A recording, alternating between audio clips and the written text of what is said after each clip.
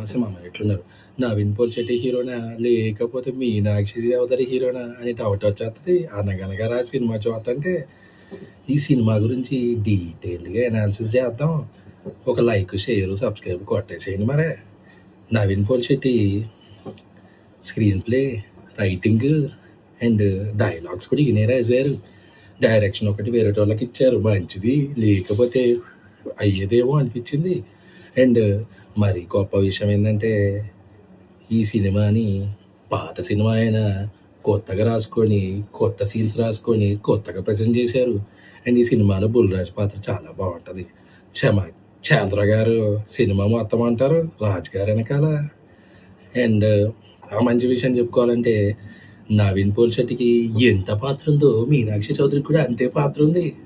అందుకే చెప్పా స్టార్టింగ్‌లో హీరో ఎవరో అర్థం కాలేదని. అండ్ నెగెటివ్స్‌కొచ్చేసరికి ఈ సినిమాలో కొన్ని ఎడిట్స్ చేస్తే బాగుండేది.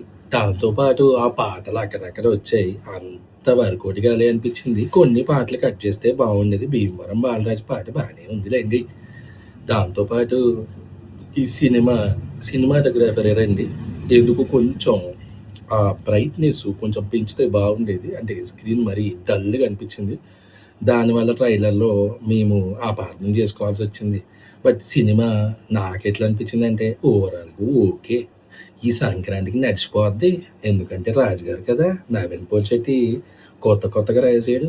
అండ్ ఈ సినిమాలో ఆ సీన్స్, సీక్వెన్సెస్ భలే పడ్డాయి. స్టార్టింగ్‌లో కొంచెం బోర్ అనిపించినా, తర్వాత గుడి సీను, దాంతో పాటు గోవా సెటప్ సీను, దాంతో మీనాక్షి చౌదరిని పడేసే సీను గవన్నీ బాగా వర్కౌట్ అయినాయి.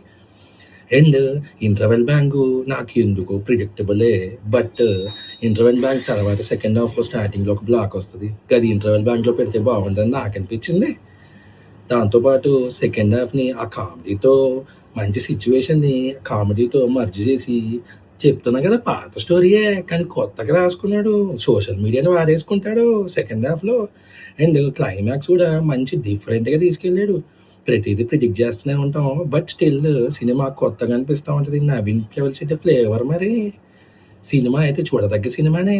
ఒకసారి ఈ సంక్రాంతికి 'మనశంకర వరప్రసాద్' ఎట్లయితే హిట్ కొట్టాడో సెకండ్ సినిమాగా ఈ సినిమాని పెట్టేసుకోవచ్చు మనం. ఎళ్లి అట్లా చూసేసేయండి. బాగా ఎంజాయ్ చేస్తారు. కొంతమందికి బోర్ కొట్టొచ్చు. బట్ నేనైతే ఎంజాయ్ చేశా. బాయ్ మరి.